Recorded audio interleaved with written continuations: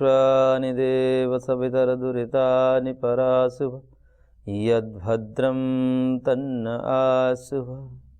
ॐ सहना भवतु सहनौ भुनक्तु सह वीर्यं करवावहै तेजस्विनावधीतमस्तु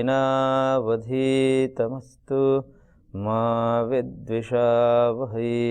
ओम शांति शांति शांति। ओम श्री परमात्मने नमः।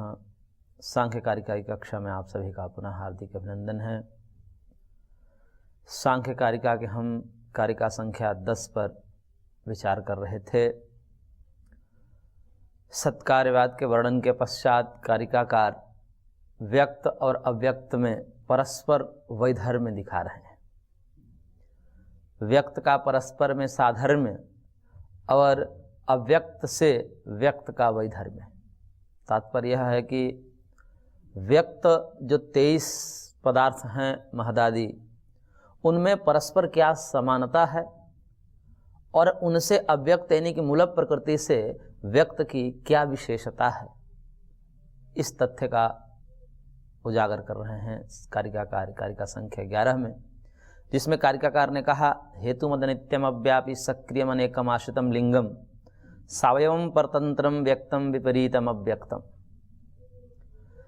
पहला जो साधर्म्य बताया परस्पर 23 पदार्थों का, महदादि 23 पदार्थ जो व्यक्त कहलाते हैं, उनका परस्पर में साधर्म्य बताते हुए कारिकाकार ने कहा कि हेतु मत, ये हेतु वाले होते हैं। हेतु का तात्पर्य होता है कारण। ये 23 के 23 जो पदार्थ हैं महदादि से लेकर पंचभूत पर्यंत, ये 23 पदार्थ कारण वाले होते हैं। 23 पदार्थ के कारण होते हैं। तो कारण होना, ये 23 पदार्थों का आपस में समानता है। जैसे महतत्व को हम देखेंगे, जिसे बुद्धि तत्व कहते हैं, उसका कारण भी मिलेगा आपको मूल प्रकृति, क्योंकि मूल प्रकृति का साक्षात जो कार्य है वह महत रूपी व्यक्त, जिसे बुद्धि तत्व कहते हैं, वह है। तो महतत्व का भी कारण आपको मिलेगा मूल प्रकृति। महतत्व के बाद हम देखेंगे अहंकार। अहंकार का कारण स्वयं महतत्व है। अहंकार के बाद देखेंगे तो एकादश इंद्रियां और पंच तन्मात्र, इन दोनों का कारण स्वयं अहंकार है। और फिर उसके पश्चात हम देखेंगे तन्मात्र के बाद पंचभूत, तो पंचभूत का कारण तन्मात्र है। तो इस प्रकार से 23 पदार्थ कारण वाले हैं। तो कारण होना इन 23 पदार्थ का ये परस्पर में साधर्म्य है, यानी कि समानता है। 23 का परस्पर में साधर्म्य है। दूसरा कारण कहा, दूसरा समानता दिखाते हुए कारिकाकार ने कहा कि ये अनित्य होते हैं, क्योंकि जो कारण वाले होते हैं वह अनित्य होंगे ही, नाशवान होंगे ही। जिसका भी कारण होता है वह नष्ट होता है। ये सार्वभौम सत्य है। जो किसी कारण से उत्पन्न हुआ है, कारण कार्य संबंध जिसमें है, तो वो कारण है तो नष्ट होगा, क्योंकि कारण से उत्पन्न हुआ है तो नष्ट भी होगा। तो इसलिए ये जो 23 पदार्थ हैं ये सब नाशवान हैं, अनित्य है, क्योंकि उत्पन्न हुआ है तो नष्ट भी होगा। जातस्य है ध्रुवम मृत्यु ध्रुवम जन्म मृतस्य च, जो गीता का वचन है कि जो उत्पन्न हुआ है, जिसका जन्म हुआ है, वह नष्ट होगा ही, और जिसका जन्म नहीं हुआ है वह नष्ट भी नहीं होगा। तो 23 पदार्थ का जन्म हुआ है, ये उत्पन्न हुए हैं। महतत्व प्रकृति से उत्पन्न हुआ है, अहंकार महतत्व से उत्पन्न हुआ है, एकादश इंद्रिया और पंच तन्मात्र अहंकार से उत्पन्न हुआ है, और पंचभूत तन्मात्र से उत्पन्न हुआ है। इसलिए जो उत्पन्न हुआ है वो नष्ट होगा। तो नष्ट होना यानी कि अनित्यत्व, ये साधर्म्य है 23 पदार्थ का परस्पर। अगला साधर्म्य बताते हुए कारिकाकार कह रहे हैं कि अव्यापी, जो तीसरा साधर्म्य है अव्यापी। अव्यापी का मतलब ये व्यापक नहीं है। जो सब जगह पहुंचा हुआ है उसे व्यापक कहते हैं। ऐसा कोई जगह नहीं है जहां वो न पहुंचा हुआ हो, उसे कहते हैं व्यापी। और जो ऐसा न हो, यानी कि जो परिच्छिन्न है, एक देशी हो, उसे अव्यापी कहते हैं। सीमित हो, जिसका दायरा सीमित है, उसे अव्यापी कहते हैं। तो जो 23 पदार्थ हैं महदादि से लेकर पंचभूत पर्यंत, इनका दायरा सीमित है, प्रकृति के भांति व्यापक नहीं हैं, इसलिए ये परिच्छिन्न हैं, एकदेशी हैं, सीमित है। जैसे बुद्धि है, सीमित है, अहंकार है, वो भी सीमित है, उसका भी दायरा सीमित है, इंद्रियों का दायरा सीमित है, तन्मात्र का दायरा सीमित है, पंचभूतों का दायरा सीमित है। इस प्रकार से ये सीमित होने से परिच्छिन्न है, अव्यापी है। 23 को 23 पदार्थ, महदादि से लेकर पंचभूत पर्यंत, उसे व्यक्त कहा। और चौथा साधारण में कहते हुए कारिकाकार कह रहे हैं कि सक्रियम, ये सक्रिय है, ये 23 महदादि पदार्थ सक्रिय है। सक्रिय का मतलब क्रियाशील है, इनमें क्रियाएं होती हैं, एक जगह से दूसरे जगह पर जाते हैं। बुद्धि, जैसे बुद्धि प्रत्येक जीव के साथ अपनी बुद्धि है, उनका अहंकार है, तो वो जो बुद्धि अहंकार ये समस्त मिलकर के लिंग शरीर का निर्माण होता है। जो 18 पदार्थों के मिलकर के एक लिंग शरीर की चर्चा आगे आएगी, वो लिंग शरीर बनता है। वो लिंग शरीर जिसे सूक्ष्म शरीर कहा जाता है, एक स्थूल शरीर होता है और वो एक सूक्ष्म शरीर होता है। तो सूक्ष्म शरीर जो होता है स्थूल शरीर को छोड़ करके भिन्न भिन्न स्थूल शरीर को प्राप्त होकर के पुनर्जन्म कराता है, और आत्मा उससे सुख दुख का उपभोग करता है। तो वह जो सूक्ष्म शरीर में है वो 18 तत्व हैं, उसमें बुद्धि है, उसमें अहंकार है, उसमें एकादश इंद्रियां हैं, पंचभूत हैं। तो इस प्रकार से वो 18 तत्वों का एक समुदाय है जो लिंग शरीर या सूक्ष्म शरीर कहा जाता है, और वह एक शरीर से दूसरे शरीर में प्रवेश करता है और आत्मा उसी पर आरूढ़ होकर के गति करता है, क्योंकि आत्मा निष्क्रिय होता है स्वरूपतः। तो निष्क्रिय आत्मा को सक्रिय बनाने का, एक शरीर से हटा करके दूसरे शरीर में प्रवेश कराने का जो माध्यम होता है वह लिंग शरीर, जिसे वेदांत में आतिवाहिक शरीर कहा है। तो वो आतिवाहिक कहिए, लिंग शरीर कहिए, सूक्ष्म शरीर कहिए, उसमें ये सब तत्व होते हैं, चाहे वो बुद्धि तत्व हो, अहंकार हो, ये सब होते हैं, पंच तन्मात्र तक होते हैं पंचभूतों के छोड़ करके। लेकिन पंचभूत भी सक्रिय होते हो तो हम देखते हैं, ये पंचभूत से बना हमारा शरीर ये सक्रिय होता है। सूक्ष्म शरीर में पंचभूत नहीं होता है, पंचभूतों से बना केवल स्थूल शरीर होता है। ये स्थूल शरीर यहीं नष्ट हो जाता है, इसलिए ये गति नहीं करता है। लेकिन एक शरीर से दूसरे शरीर में जाने पर पंचभूतों के छोड़ करके बाकी जो पदार्थ हैं महदादि, वो तो गति करते ही हैं, और जो पंचभूत से बना ये शरीर है तो गति देखे ही जाते हैं, इसमें तो कोई संदेह ही नहीं है किसी को। इसलिए सारे के सारे अव्यक्त पदार्थ सक्रिय होते हैं। तो सक्रियत्व ये 23 तत्वों का साधर्म है, समानता है। इसके पश्चात अगला साधन बताते हुए कारिकाकार कहे अनेकम, ये अनेक होते हैं। जो बुद्धि है अनेक है, प्रत्येक प्राणी की अपनी अपनी बुद्धि अलग अलग है। तो अनेकत्व होना ये 23 पदार्थों का साधर्म है। बुद्धि भी अनेक है, सबके अलग अलग बुद्धि, सब प्राणियों की अलग अलग बुद्धि, अहंकार भी सबके अलग अलग हैं, इंद्रियां तो हैं ही अलग अलग सबकी, तन्मात्र भी अलग अलग हैं, पंचभूत भी अलग अलग हैं। कितने पंचभूत के परमाणु हैं इस जगत में? बहुत सारे पंचभूत हैं और उनके बहुत सारे परमाणु, उनके बहुत सारे अवयव हैं। इस प्रकार से ये अनेकत्व हैं इनमें। तो अनेकत्व ये साधर्म है परस्पर व्यक्त पदार्थों का। और आगे कहा कारिकाकार ने कि आश्रितम, ये आश्रित होते हैं, ये एक दूसरे पर आश्रित होते हैं। आश्रित का मतलब होता है जैसे कार्य हैं, व्यक्त कार्य हैं, सारे व्यक्त उत्पन्न हुए हैं इसलिए कार्य हैं। कारण तो एकमात्र मूल प्रकृति भी है, मूल प्रकृति ही है, परंतु ये महदादि जो व्यक्त हैं उनमें भी कार्य कारण भाव हो जाता है। गौण रूप से उसको कारण समझना चाहिए। मूल कारण तो केवल प्रकृति है, इसलिए मूल प्रकृति या विकृति मूल कहा गया है। प्रकृति शब्द से किसी को भ्रम हो सकता है, इसलिए कारिकाकार ने उसमें मूल शब्द जोड़ दिया। प्रकृति मतलब कारण होता है, जो मूल कारण है वो तो प्रकृति है। महदादि कार्य रूप हैं, लेकिन कार्य भी परस्पर एक दूसरे की अपेक्षा से कारण हो जाते हैं। तो कार्य पदार्थ जितने होते हैं वो अपने कारण के आश्रित होते हैं। जैसे घट को लीजिए तो घट का कारण मिट्टी है, घट जो है वो मिट्टी पर टिका हुआ होता है, इसलिए घट आश्रित है और मिट्टी आश्रय है। कार्य का कारण आश्रय होता है और कार्य कारण पर आश्रित होता है। इसलिए ये 23 व्यक्त पदार्थ जो हैं वो अपने अपने कारण पर आश्रित हैं और वो उनके कारण उनका आश्रय है। जैसे महतत्व को लीजिए तो महतत्व उत्पन्न हुआ है किससे? सीधा सीधा मूल प्रकृति से उत्पन्न हुआ है, इसलिए मूल प्रकृति जो है इसका आश्रय है और ये मूल प्रकृति पर आश्रित है। इसी प्रकार उसके आगे अहंकार देखिए तो अहंकार महतत्व से उत्पन्न हुआ है, इसलिए अहंकार जो है महतत्व पर आश्रित है। इसलिए अहंकार के बाद देखेंगे तो एकादश इंद्रियां वो अहंकार पर टिकी हुई है, अहंकार से उत्पन्न हुई है। और ऐसे ही तन्मात्र भी अहंकार से उत्पन्न हुआ है, इसलिए तन्मात्र भी अहंकार पर आश्रित है, अहंकार उनका आश्रय है। और इसी प्रकार पंच तन्मात्र से उत्पन्न हुए पंचभूत, तो ये जो पंचभूत भी हैं वह पंच तन्मात्र पर आश्रित है। तो इस प्रकार से आश्रितत्व ये जो साधर्म में है वह व्यक्त पदार्थों का परस्पर है। और आगे कारिकाकार ने कहा लिंगम। लिंग का मतलब होता है कि जो विलीन हो जाता है, जो कारण में विलीन होना है, यही लिंग शब्द का यहाँ पर तात्पर्य है।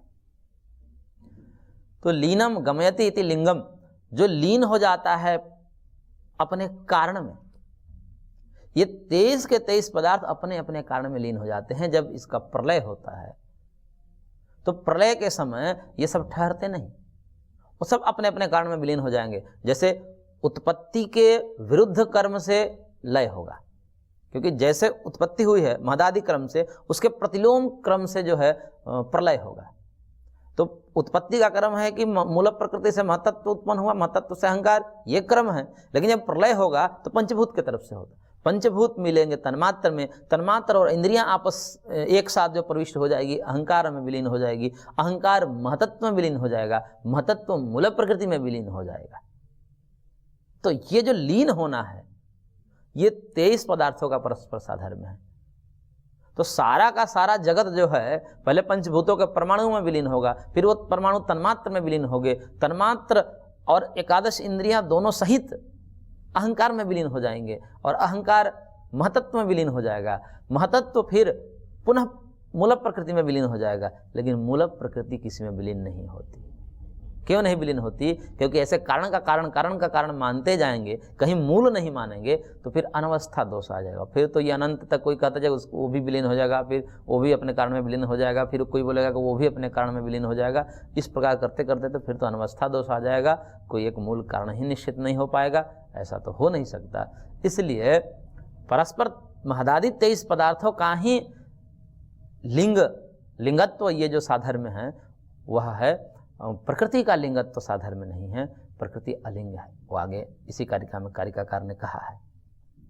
और अगला साधर्म में दिखाते हुए कारिकाकार कह रहे हैं कि सावयवम, ये जो महदादि 23 पदार्थ हैं ये सावयव हैं, अवयवों से जुड़कर मिले हैं, संघात में अवयवों का सन्निवेश है, इसमें अवयवों के संघात से बने हुए हैं। जैसे बहुत सारे सत्वरजतम से मिलकर के महतत्व बना है, बहुत सारे महतत्व, उनमें भी महतत्व में भी महतत्व से जब अहंकार बनता है तो सबके मूल में तो सत्वरजतम है ही, तो सत्वरजतम का संघात ही तो विभिन्न विभिन्न अनुपात में जब होता है तो भिन्न भिन्न पदार्थ बनते जाते हैं। कुछ अनुपात अलग हो गया तो महतत्व बन गया, उससे अनुपात थोड़ा सा सत्वरजतम के परस्पर ऊपर नीचे हुआ तो अहंकार बन गया, उस अहंकार के अनुपात में थोड़ा सा ऊपर नीचे हुआ तो एकादश इंद्रियां और तन्मात्र बन गई। इस प्रकार के सत्वरजतम का ये सब खेल है, सत्वरजतम का अनुपात है। सत्व बढ़ता जाएगा तो ऊपर की जो प्रकृति के बाद वाले वो सत्व प्रधान है, उसके बाद सत्व घटता जाता है, रजस तमस बढ़ते जाते हैं, और सबसे ज़्यादा तमस बढ़ जाते हैं पंचभूतों तक आकर के। ये जो पंचभूत रूप जो पृथ्वी है और उसका विस्तार है मिट्टी के रूप में, पत्थर के रूप में, मनुष्यों का या जीवों के शरीर के रूप में, जंगम स्थावर के रूप में, वो जो है पंचभूतों का विस्तार है, वो तो एकदम जड़ता लेकर के रहता है, क्योंकि उसमें तमस है, तमस प्रधान है। आगे इनके गुण भी बताएंगे, अभी तो केवल साधर्म में बता रहे हैं, आगे इन सत्वरजतम के गुण भी बताया जाएगा। गुण होते हुए ये द्रव्य है, लेकिन द्रव्य है फिर भी इसका गुण होता है, तो गुण केवल उसका हम तात्पर्य बता दिया। गुण इसलिए कहा जाता है क्योंकि बंधन का कारण है। जिस प्रकार से रस्सी बंधन का कारण होती है, इसी प्रकार से ये त्रिगुण भी जीवों को बंधन के कारण होते हैं, इस कारण से इसे गुण कहा जाता है। वस्तुतः ये है द्रव्य, ये पदार्थ है। तो सावयव होना ये 23 पदार्थ का साधर्म बताया, और अंतिम जो बताया वो कहा कि परतंत्रम, ये परतंत्र है क्योंकि ये है जड़, और जड़ होने से यह किसी चेतन की अपेक्षा करते हैं कि चेतन कोई हो तो उसको प्रकट करे, उत्पन्न करे। ये स्वयं उत्पन्न नहीं हो सकती क्योंकि स्वयं जड़ है। अब इस परतंत्र शब्द का अर्थ व्याख्याकार ने अलग किया है। उन्होंने किया कि परतंत्र का मतलब वह अपने कारणों के परतंत्र होते हैं। प्रत्येक जो कोई कार्य हैं ये महदादि, तो कार्य हैं तो अपने कारणों के परतंत्र होते हैं, अधीन होते हैं, अधीन अर्थ किया है। लेकिन ये बात तो आश्रित शब्द से आ गया है, ये बात तो कही जा चुकी है। आश्रित शब्द का तो वही अर्थ होगा कि वो आश्रित रहती है। आश्रित मतलब क्या होता है? आश्रय, आश्रित में तो पराधीनता ही रहती है, अधीनता ही रहती है कि वो आश्रय है तो किसी के अधीन है। तो आश्रय और आश्रित संबंध से ये तो बात वही कही जा चुकी है। पुनः परतंत्र शब्द का अधीन अर्थ करना ये तो पुनरुक्ति हो जाएगी। इसलिए हमारे अनुसार जो है परतंत्र का तात्पर्य यहाँ पर कारिकाकार का ये है कि वह चेतन के अधीन है, क्योंकि ये उत्पन्न हुए हैं और उत्पन्न हुए हैं कार्य द्रव्य हैं, तो कोई भी कार्य द्रव्य बिना चेतन के उत्पन्न नहीं हो सकता। वो जगत रूप में प्रवृत्ति नहीं हो सकती, उसमें गति ही नहीं हो सकती, क्रिया ही नहीं हो सकती। चेतन से अधिष्ठित ही पदार्थ वो जड़ हो, वह कार्य रूप में परिवर्तित होती है। जैसे मिट्टी को यदि कोई चेतन कुम्हार न हो तो वो घट रूप में आ ही नहीं सकती, चाहे कितने वर्षों तक उसको ऐसे ही हम रख दें। कोई एक जड़ पदार्थ है, कोई घड़ा है या कोई भी रुई है, तंतु है, वो ऐसा का ऐसा पड़ा रहेगा, उसे वस्त्र नहीं बन सकता जब तक कोई चेतन आकर के उसके अवयवों का एक विशेष संयोग करके उसको न बना दे तंतु से वस्त्र। इसलिए परतंत्र का यहाँ पर अर्थ हुआ कि चेतन अधिष्ठित होकर के ही यह कार्य रूप में आते हैं। महदादि चेतन अधिष्ठित होकर के ही अहंकार रूप में आते हैं, अहंकार चेतन अधिष्ठित होकर के ही एकादश इंद्रियां और पंचतन्मात्र के रूप में आते हैं, और पंचतन्मात्र भी चेतन अधिष्ठित होकर के ही पंचभूत में परिवर्तित होते हैं। तो यह परतंत्र का अर्थ होना चाहिए, यही अर्थ सम्यक लगता है। नहीं तो पुनः पुनरुक्ति दोष आ जाएगी, क्योंकि आश्रित शब्द में भी अधीनता तो है ही, कार्य है तो कारण के अधीन होगा, वो आश्रित और आश्रय संबंध से कहा जा चुका है। तो परतंत्र का अर्थ यहाँ पर लेना चाहिए चेतन अधिष्ठित, चेतन से युक्त, चेतन के कंट्रोल में होकर के वह कार्य रूप में आते हैं। ये परतंत्र का तात्पर्य हुआ। तो इस प्रकार से हेतुमद नित्यम अव्यापी सक्रियम अनेकमाशतम लिंगम सावयवम परतंत्रम व्यक्तम, ये सब व्यक्त पदार्थों के साधर्म है, समानता है। और ठीक इसी के तद विपरीतम अव्यक्तम, यहाँ पर व्यक्त पदार्थों को लिया गया है कि केवल 23 पदार्थों को लिया गया, मूल प्रकृति को छोड़ दिया गया है, क्योंकि मूल प्रकृति से वैधर्म्य दिखाया जा रहा है। व्यक्त पदार्थ जो 23 हैं उनका तो परस्पर साधर्म्य दिखाया गया, और इन 23 पदार्थों का प्रकृति से क्या वैधर्म्य है उसके लिए कहा कि इसका विपरीत कर दीजिए। जो विपरीत होगा वह विशेषता हो जाएगी प्रकृति का, मूल प्रकृति का। तो पहले कहा कि हेतु मत, ये कारण वाला होना, तो प्रकृति अकारण वाली हो जाएगी। ठीक उल्टा कर देंगे, प्रकृति का कोई कारण नहीं है, क्योंकि मूल का कारण नहीं होता है। ये बात पहले हमने बता दिया है, क्योंकि मूल का भी कारण माने जाएंगे तो फिर वही अनवस्था दोष होता जाएगा। इसलिए मूल का मूल नहीं होता, मूले मूलाभावात् अमूलम मूलम, ये महर्षि कपिल का सूत्र है, सिद्धांत है। मूल का मूल नहीं होता, मूल में तो रुकना ही पड़ेगा कि भाई ये अंतिम कारण है, इसके बाद और कुछ नहीं। तो प्रकृति जो है वो क्या है? अहेतुमान है, उसे कोई कारण नहीं है, वो अकारण है, और अकारण है इसलिए वो नित्य है। महदादि 23 पदार्थों को अनित्य बताया गया है, तो जिसका कारण होता है वह अनित्य होता है, और जिसका कुछ कारण नहीं होता है वह नित्य होता है। इसलिए प्रकृति चूंकि कारण रहित है, अब प्रकृति का कोई कारण नहीं है, ये जो माया है, मूल प्रकृति प्रधान अव्यक्त जो है, इसका कोई कारण नहीं है, इसलिए नित्य है। ये किसी से उत्पन्न नहीं होती, ये सदा सर्वदा रहती है, वो स्वयंभू है। वो स्वयंभू शब्द वैसे इसमें प्रयोग नहीं हो सकता, क्योंकि अपने से उत्पन्न तो कोई उत्पन्न ही नहीं होते, तो स्वयंभू शब्द भी नहीं लगा। ये शाश्वत है, नित्य है, ये परमानेंट है प्रकृति। और महदादि परमानेंट नहीं है, ये सृष्टि के काल में होते हैं और फिर प्रलय काल में खत्म हो जाते हैं। लेकिन मूल प्रकृति जो है वो सदैव बनी रहती है, प्रलय में भी रहती है साम्यावस्था में, और सृष्टि काल में भी वैषम्यावस्था में, सक्रिय अवस्था में रहती है। तो सक्रिय अवस्था, निष्क्रिय अवस्था, यही भेद है इनका। निष्क्रिय अवस्था हो गई प्रलयावस्था, सक्रिय अवस्था हो गई सृष्टि का। यह भी जो है सक्रिय है, सत्वरजतम जो है कार्यरत रहते हैं। इसी को हम व्यक्तावस्था अव्यक्तावस्था भी बोलते हैं। तो व्यक्त कहिए अव्यक्त कहिए, व्यक्त अव्यक्त, स्थूल सूक्ष्म, कारण कार्य, ये होता है प्रकृति। प्रकृति का बस कारण कार्य भाव में बदल जाना होता है, वो अपने स्वरूप में तो ऐसे ही रहती है, बस अपना थोड़ा सा रूप बदल देती है महदादि के रूप में। लेकिन मूल में तो क्या है, महदादि भी मूल रूप से क्या है, वो सत्वरजतम ही है। ऐसे अहंकार भी मूल रूप से क्या है, सत्वरजतम ही है, सबके मूल में तो सत्वरजतम ही है। तो इस प्रकार से जो मूल प्रकृति है वह नित्य है, क्योंकि वो अकारण है। अब कोई कहे कि मूल प्रकृति को भी विलीन कर दीजिए परमात्मा में, ब्रह्म में, तो ऐसा नहीं हो सकता। मूल प्रकृति ब्रह्म में लीन नहीं हो सकती, क्योंकि मूल प्रकृति अकारण है, और ब्रह्म में उसका विलीन मानेंगे तो फिर ब्रह्म से उसकी उत्पत्ति माननी पड़ेगी। मूल प्रकृति भी उत्पन्न हुई है किससे, ब्रह्म से। अब ब्रह्म से मूल प्रकृति उत्पन्न हुई है तो फिर उसका उपादान कारण जो हो जाएगा ब्रह्म हो जाएगा। और ब्रह्म कभी परिणाम होता ही नहीं, ब्रह्म में, ईश्वर में कभी परिणाम होता ही नहीं, बदलता ही नहीं। ईश्वर परमानेंट कुटस्थ नित्य है, और कुटस्थ नित्य में परिणाम की संभावना नहीं हो सकती, नहीं तो परमात्मा परिणामी हो जाएगा, खंड खंड हो जाएगा, खंड नहीं रहेगा। इसलिए परमात्मा से प्रकृति उत्पन्न नहीं होती है। प्रकृति और परमात्मा ये दोनों अनादि तत्व है, शाश्वत तत्व है, नित्य तत्व है। इसलिए कारिकाकार ने कहा कि प्रकृति क्या है, नित्य है। और अगला कहा कि व्यापी, क्योंकि अव्यापी कहा था महदादि को, तो व्यापी के अव्यापी के उल्टा व्यापी होगा।